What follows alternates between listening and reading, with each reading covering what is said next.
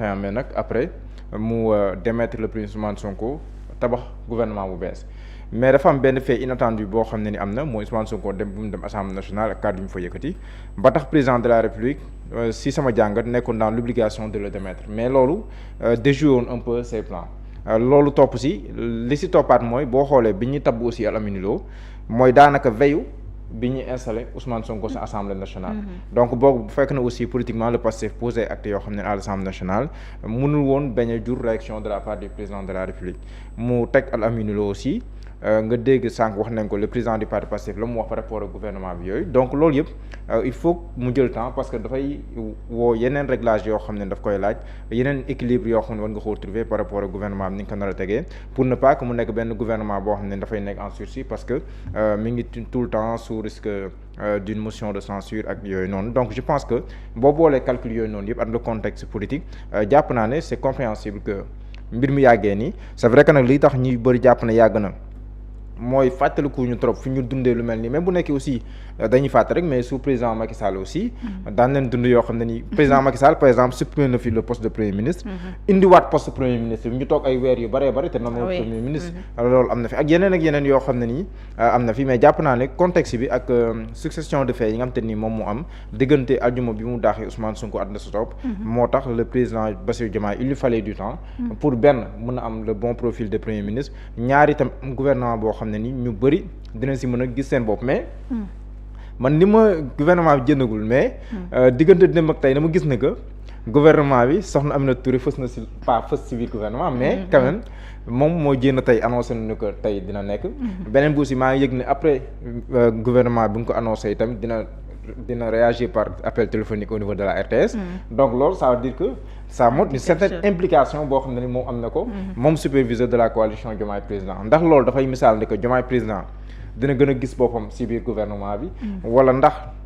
c'est juste ay actes politiques yu muy poser pour montrer une certaine proximité avec le président de la République loolu dina si xam dara mais li ma jàpp mooy gouvernement bi bu si Pastef gisul boppam tamit mën na indi ay jafe-jafe surtout au niveau de l'Assemblée nationale parce que Pastef lu ñu mën a wax moom mooy le parti majoritaire. waaw foofu dinañ ci ñëwaat ndax lu am solo la ci wàll bi waaye dañuy dalal waaye Oumar Seck Ndiaye waaw face à face bi duñ ko mujjee def ni ndax situation oblige président de la République nee nañu suupa daf ñuy jox liste bi mais on a attendu 10 jours pour ñu prononcer wu ma bàyyi la nga nuyoo tontu ci laaj bi. waaw maa ngi nuyu ñu seetaan rek am mbégte dellu si waat fii donc par rapport ak laaj bi. c'est vrai que yàgg na par rapport ak li ñu tàmm gis. fii Sénégal mais am na dëkk yoo xam ne notamment yi nga xam ne day am régime parlementaire gi mel Italie. Des fois Israël des fois dinañ am problème pour tabb gouvernement parce que foofu coalition yi moo tax doo am benn parti boo xam ne mooy dominer de manière écrasante donc maanaam su mel ni Israël par exemple su ma jëlee exemple boobu parti bi gën a bloqué moo fa gën a néew représentation mais symboliquement c'est les orthodoxes c'est le camp dur du sionisme donc ñooñu lu ñu àndul day yéex te pourtant ñoo fa gën a néew si ay voix donc dëkk bu nekk say réalité dëkk yooyu su yéexee bon du jaaxal parce que réalité politique yi moo tax bon mais Sénégal quand même xaw na yéex pour ne pas dire sax yéex na mais yéexaay bi aussi du surprise. Pourquoi du surprise parce que dafa mel ni moment bi Diomaye di président Diomaye bi muy jël décision di remercier Sonko bon man je parle moo limogé je préfère remercier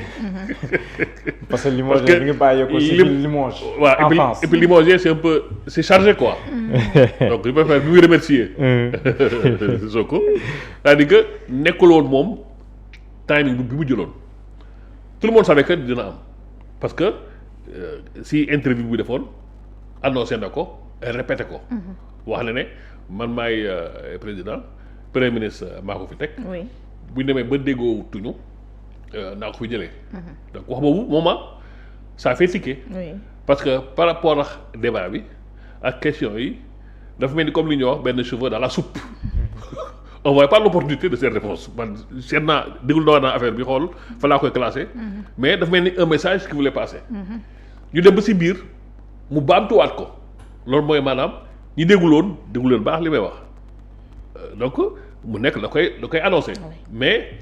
timing bi moo faussé parce que d'une part soo xoolee contexte bi dëkku mel ni Sénégal réalité culturelle yi religieuse yi ñuy wàcc tabaski def remaniement 3-4 jours avant tabaski quand même ça pose problème parce que on sait toutes les contraintes yi am yi waaj am tabaski dina poser problème mais même au niveau aussi géopolitique international on va vers la coupe du monde Sénégal ñu bëri am nañ yaakaar si moom lu toll nii tey boo naree changer ministère des sports dina am peut-être yu bëri yu ma am ay quoi déjà mi ngi amoon coow déjà avant ñuy dem léegi nar indi encore beneen ministre di nii daay ay jafe-jafe donc loolu yëpp mais li si gën a am solo mooy def naa du woon timing am daa mel ni Sonko moo imposé timing bi kon mbir yi da koo bett daal on peut dire non dax bi bettu ko mais li ko bett mooy moment bi du moment ba moom li mu si planning am ce n'est pas le moment choisi mais à contrario on peut dire que est-ce que c'est pas Sonko qui l'a poussé parce que Sonko xam ne Diomaye defe naa ni Diomaye ni Sonko xamee Diomaye xamee wu ko Sonko parce que soo xoolee oui mais nag xam na ko non dafa tàmm na ko te non dafa am xam ak xam nga mën nañu nekk man yow 50 ans oui mais bon danañu xam liggéey moo ñuy boole ñuy dem di ñëw mais xëy na di ngaa benn caay-caay boo xam ne contexte moo tax bu génn oui mbir dina am ñu ne xaw ma ne Diallo dina def nii te pourtant def ngeen 10 ans 15 ans mais souvent moo tax ma ne ni Sonko xamee Diomaye xëy na Diomaye xamee ko noonu Sonko parce que soo xoolee Sonko chaque fois daa mel ni dafa mel ne bouton bu muy pousse rek Diomaye réagir soo xoolee avant le fameux meeting terrain meeting bi pendant longtemps tout le monde savait que Diomaye mi ngi tramé ay choses avec ñoom Mimi Touré autres mais Diomaye mosu ko assumer daf ko bañ bu ñu waxee boo dégager en touche buggu si wax buggu si laal mais soo xoolee ni Sonko abordé question bi li ñuy wax tubaab Diomaye a réagi en un quart de tour réaction dafa gaaw immédiatement ñu génnee communiqué bi vrai communiqué la faux communiqué mais toujours est-il que daf ko poussé à ce que mu réagir mu dévoiler ses masques donc acte yu mel ne soo xoolee Sonko am na mu si posé et chaque fois bon du mën a tombé waral ay gaaf parce que hasard une fois deux fois la mais science dañ ne bu dee tous les jours dootul hasard donc effet day nekk effet causalité donc xam na fan la koy laal xëy na fan la koy jam parce que aussi si réaction bi man li mu si gën a jàngat li si am solo mooy c'est la personnalité de Diomaye waaw parce que Diomaye defe na plus ñuy dem plus ñuy découvrir son vrai visage sa vraie personnalité waaw parce que Diomaye bi ñu fal président au départ président posé soo xoolee ni ñu ko doon décrire dafa yaru dafa calme dafa pondéré man naa ne quelque part bon sans être trop affirmatif est-ce que c'est pas quelqu'un qui cachait son jeu parce que dafa am benn gëstu anglais kat dafa ne woon dans les grandes occasions tout le monde se montre comme il faut mais dans les petites occasions on se montre comme on est xam nga bu defoon fi cérémonie waajal dara ñëppay taxaw donc yow da ngay dem ba nga xam ne am comportement benn moom gàcce ngalaama mais souvent affaire yu ñàkk a fay ay détails ngay wan sa jikko waaw soo xoolee ni mu réagir ci remaniement bi moi je pense que il a perdu un peu de sérénité il a été très impulsif waaw c'est-à-dire que li ñuy wax tubaab waxoon na sànq réaction en un quart de tour donc il a été très impulsif c'est-à-dire que c'était xam nga impulsif mooy lan souvent immédiatement tu prends une décision mais bien après tu te dis que et tu es conscient que ce n'est pas le bon moment parce que en fait impulsivité doo ko contrôler da ngay exploser te Diomaye mi ngi wane ay actes yu mel noonu et puis si discours am temps yëpp boo defee analyse discours bi mi ngi déceler des facettes de sa personnalité xamuñu woon Diomaye ak jikko bi ñu ko taggee xamuñu woon Diomaye buy gaaruwaale loolu mi ngi wane facette boobu. bi mu demee ba naan aussi. waxoon na fi xuntu bi. waaw loolu lépp si gaaluwaale bi parce que dafa am ku ko daa moo xam ku ko moom. mooy ñu ne gaaluwaale mooy wax nit ñëpp xam ne moom ngay wax mais mënoo koo tudd bu la waxee nga yaa ko tudd man tudd ma ko. ba pare aussi à un moment donné il était soo xoolee souvent buy wax li ko ñor. expression faciale day changé. kanam bi day jékki red bi mu naan mun ma concevoir ay ministre toog naan damay promouvoir Sonko 2029. moment yooyu bul dégg wax bi et même des fois amuse-toi bon man je l'ai fait dans certains cours. dañuy couper son bi un cours de communication analyse discours dañuy couper son bi ne la fii nii waa ji lii mooy discours bi mais fii nii lan la war a wax. léegi li am solo foofu mooy expression corporelle bi gestuelle bi expression faciale bi mais souvent am na boo ko joxee rek facial bi day changer. alors que bu waxee dem discours yi c'est beaucoup plus fluide c'est beaucoup plus naturel mais foofu moom immédiatement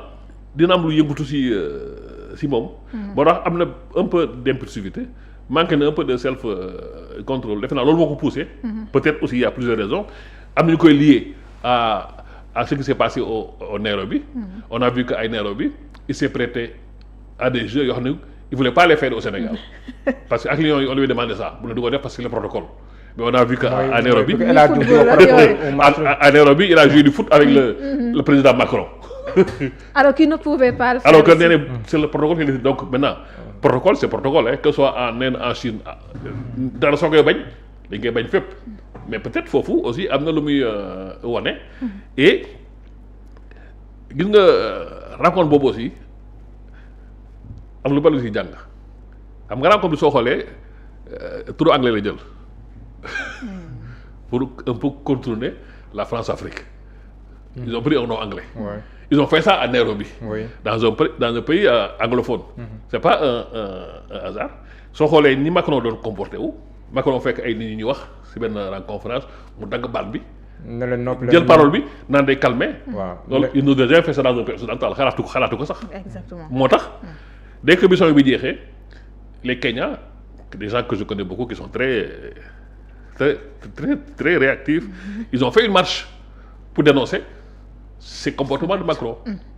léegi nag ñu bari nee nañu foofu aussi bokk na si li nga xam ne ñoo cuisiner Diomaye pour que mu accélérer la décision vrai ou faux mais toujours soo xoolee ay éléments yu bari ñooy dajale ko. am na aussi fu mu ne léegi affaire FMI bi moom moo koy jël en charge. loolu aussi c'est pas anodin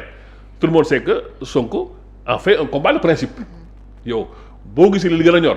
man li nangu naa ko donc ça veut dire que c'est un moyen pour te dessaisir donc xamoon nañu fi ñu jëm. donc ce n'est pas une surprise mais comme je l'ai dit. question de timing la rek. il a pris la décision au même moment. léegi balaa maa jox Mouhamed Diallo sax ci décision boobu bi mu ko tasee dafa tànn Alamine Lo def ko comme premier ministre choix boo xamante ne la il n'est pas politique ndax da nga gis ni ne dina accommodé wu tey ak liggéey bi nga xamante ni tënku na ci Pastef ndax nee nañu li Pastef tàmbali la ñuy yeggali. non loolu moom bon ça c'est un contresens parce que déjà choix du premier ministre bi. dans l'absolu ku mel ni Alamine vu le contexte politique surtout économique soo xoolee pédigré parcours am BCEAO et tout kenn koo xam ne kenn du nier ses compétences en termes économiques parce que fi mu jaar aussi c'est pas anodin am na lu mu màcc boo xam ne xam-xamam si côté yooyu kenn ko ko weddil donc côté boobu mun nañ ne ça peut être un bon choix dans la mesure où fii nii nos problèmes sont plus économiques parce que bu njégul point économique bi rek yeneen yëpp ay gàllankoor bala ngay wax ay affaire d'emploi des jeunes bala ngay wax leen foog nga régler question économique bi donc sur ce point de vue là bon y a peut-être pas grand chose à dire mais lan moo fait ticket mooy ñaari mbir Alamine li mu njëkk a wax mooy maanaam ce que mu ne caricaturé mooy man dama fi nekk bu ne weex ma ne tàll bu ne ñuul ma ne kukk enfin il a dit à peine mooy changé mais c'est la même chose. dañ may def loo ma def wax loo ma wax léegi maintenant loolu dañ koy tekki comme loyauté wala dañ koy tekki comme servilité xam nga dañuy jege. waaw am na nuance. loyauté c'est une question de principe. men ñoo ànd dañuy drainter mais dama koy appuyer. après maintenant on va à autre chose mais servilité mooy tu fais tout pour plaire à ton maître c'est pas la vérité qui est importante mais c'est la joie du maître donc foofu di nga ne est-ce que servilité la wala su loyauté la mais soo xoolee aussi personnage nit ki parce que aussi discours c'est bien mais il faut nga xool nit ñi aussi seen personnalité soo xoolee personnalité am background théoriquement je dis théoriquement parce que nit ñi aussi nit dafa lëndëm c'est-à-dire théoriquement à mon avis lu war fees bëtam warul bari defe naa fi mu jaar am na ñu bari ñu koy envier en termes de carrière yu bari oui. donc ça m'étonnerait que ku mel ni moom ak fi mu jaar ak at yi mu am ñëw ba tey ñëw di nekk à plat ventre pour un président donc kon ça m'étonnerait mais aussi la contradiction mooy ne nañu on va faire on va dérouler le programme du PASTEF. oui foofu y a un contresens parce que bu ñu déroulé programme PASTEF il y aurait pas assez de maniement là parce que comme on dit l'objet du crime c'est que on ne conduit pas la politique du PASTEF. programme bi si ñu doon conduit politique PASTEF tey du am problème am remaniement donc foofu il y a un peu de démagogie dans le mauvais sens. tu vois donc foofu aussi am na contradiction bon c'est vrai aussi que c'était sa première sortie on peut comprendre quelques maladresses mais aussi des fois aussi les maladresses ça a dit long sur ëllëg li nga xam ne mun na ñëw mais loolu moom c'est vraiment un contresens que on va mettre en pratique parce que toujours ce qu'on a reproché à Diomaye ce que Sonko n'a pas réussi c'est pas lui qui va réussir parce que Sonko li ko boole Diomaye mooy on met pas en compte la politique de Pastef foofu moom mooy problème bi. waaw donc lu Sonko échoué par rapport au programme de Pastef c'est pas lui qui va faire ça donc loolu mënul nekk donc loolu y a un peu de démagogie peut-être c'est l'émotion peut-être c'est la il faut mettre tout ça dans le peut-être dina wéyal di laajte même des conseils au premier ministre. waaw mais c'est que ñoom aussi bul fàtte Sonko moo ko dugal. waaw Sonko moo fa dugal donc ils ont des relations conviviales parce que comme je dis aussi politique c'est pas de